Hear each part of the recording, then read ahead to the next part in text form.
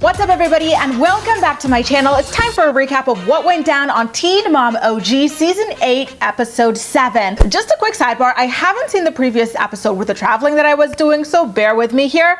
But anyway, it's Mother's Day over in Michigan, but Tyler's not going to be around to spend it with Catelynn because he's going to be in Texas celebrating his sister Amber's first year of sobriety. He lets it slip that he and his mom are still no longer talking to Butch ever since he relapsed, and that he's dreading talking to his dad because he just knows that Butch is going to make Amber's sobriety all about himself. Meanwhile, in Washington, D.C., it's time for Maci to give another inspirational speech about PCOS jam-packed with charisma. Besides that, good luck. All jokes aside, good for her for using her platform to venture out and raise awareness about the disease and for trying to raise money to fund research towards a cure. Meanwhile, in Indiana, Christina tells Gary that Leah's teacher texted her, guys, is that really what the teachers are doing these days, or is that just the special rich people schools? I feel so damn old.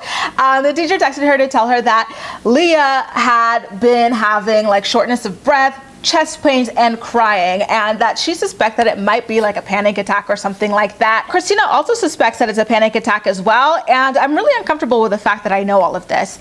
Guys, how cool was it that Cheyenne let Cory keep Ryder for Mother's Day so that she'd maintain a consistent schedule? I think that they're really, really good examples of co-parenting done in a very healthy way. Instead of Cheyenne getting Ryder on Cory's weekend because it was Mother's Day, she's like, listen, Ryder's too young to even really understand what the day is, so I don't mind too much, but I do want to see her, so let's just like have a brunch together or something like that. And Cory, you know, is all up for it. Like, I love the way that they handle things. So she gets off the phone with him and tells her sister and a friend about what went down, and instead of just being happy for her about how nice like their co-parenting arrangement is, her sister is like, well, I hope that Cory's like girlfriend wishes you a happy Mother's Day. And I wasn't here for it because she was trying to cause like drama where there does not need to be drama. Like, who knows why Taylor would not wish Cheyenne a happy Mother's Day. Maybe she felt like awkward about it because she already knew about like the drama, like, or the hate that Cheyenne had for her, or dislike, or whatever. She really did not need to try and cause a rift between Cheyenne and Taylor over there. I feel like she needs to put all of her effort into figuring out why her first name only has one letter. She needs to find the rest of those damn letters and leave Cheyenne alone. Up north in Detroit, it's time for Tyler to head down to Texas to celebrate his sister's sobriety on Mother's Day. So he gives his wife and baby mama Catelynn a bottle of essential oil for the holiday, licks her titty, and plays favorites with his children before hitting the road. How gorgeous was the kitchen of the rental house that he was staying in? My God. His sister Amber tells Tyler and their mom Kim that Butch cried about not being invited to celebrate her sobriety, and then she reveals that it's because he relapsed and tested positive for cocaine, but that she'd still like for him to be there for the ceremony. So I really didn't understand why she didn't invite him in the first place. It seemed like maybe she felt the pressure from Tyler and Kim, whether or not they intentionally pressured her. It seems like that is what influenced her decision because, you know, just like listening to the tone of her voice, to me, it felt like she wanted her dad to be there to celebrate her 1 year of sobriety. Back in Washington, D.C. again, we find out that Maci's congressman had approved the research funding that she was looking for PCOS.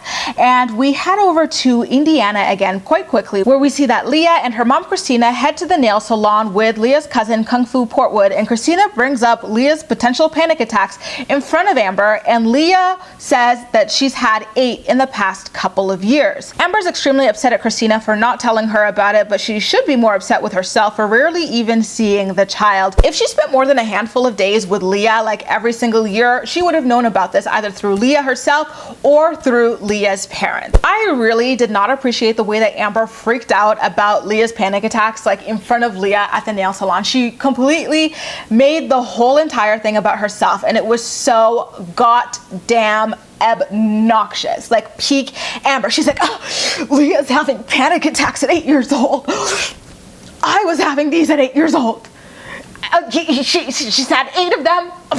I've had more than 8 of them in my life too. And she does her classic thing of crying with no tears coming out. Watch, I'm going to keep zooming in and you'll keep seeing that these eyes are drier than the Sahara Desert. There are no tears to be found around here because, as usual, Amber is performative crying. Now, I know y'all got to see Ryan in last week's episode, but I missed it, remember? So this is my first time seeing him here. And wow, he looked worse for wear, which, you know, is not surprising considering the kind of addiction addiction that he has been battling, but I'm glad to see that he still is alive nonetheless. So he's in his parents' garage with his mom and Mac, and he complains that jail was so boring because just look at all the riveting things he gets up to in the outside world, right? Like not raising his son, not raising his other son, shooting up heroin, killing stray cats. And by the way, who was that old man friend of his? Because I needed more context. Like if your friend is more than like 30 years older than you, then I need more than a tag that says that this is your friend. I need to know how the heck you know this person, right? Remember when Amber had those like much older friends, they were her neighbors, so it made sense. But I'm like, who is this guy? Like,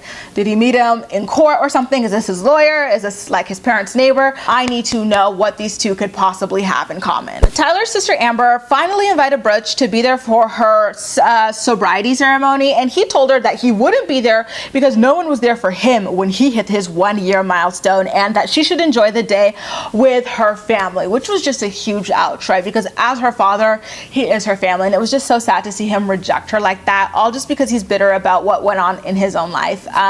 Very, very disappointing. Obviously, the circumstances are a lot different there. Like maybe Amber and Tyler were way too young to be there to support him, and then his family, they were all working poor, right, when he was dealing with his sobriety issues. So it's not like Kim or whoever could have just taken a day off of work to watch the ceremony, because a day off of work is the difference between, you know, rent being paid, food being on the table, or not. So I thought that was extremely insensitive of him. But you know, Tyler said, hey, this is just more proof that he is still using. It wasn't like a one-time relapse. Like whenever he's using, he is extremely selfish, and I really do feel for all of them, you know, with all that Butch's addiction has put them through. Back at home in Indiana, Christina tells Gary about what happened at the nail salon with Leah and Amber, and you know, the whole quote-unquote panic attack situation with Leah. And Gary is extremely against the idea of labeling Leah as having panic disorder or an anxiety disorder as well without an official diagnosis, and I agree with him. And I'm glad that they decided to take her to a pediatrician so that they can get like official answers before, you know, creating their own narrative about what might be going on with her, because she very well could have had like a gastrointestinal issue or something like that. You really never know. Meanwhile, in the final scene of the episode on the other side of Indiana, Jiu-Jitsu Amber is still crying with no tears coming out about Leah potentially having panic attacks. Like, when something like that happens, you know, you should just let the mom know. How did you? Like, it definitely was something like that. But I told Leah that, you know, I'd really like it if you went and talked to a therapist. She said 2 years, but Christina said it hadn't been that long. It's possible to like help that situation. Like, I'm still her mom. Like, yeah, I did some back in the day, but it has nothing to do with today. Guys, she tried harder to get tears to fall from her eyes than she actually tries to see this child and to pay child support for this child too, right? Amber's not paying child support for Leah, and she already admitted a couple years ago that she sees this child like 8 times a year or something like that, and was like, oh, I saw her 3 times this summer. You know, like, get out of here, Amber. You are just, ugh.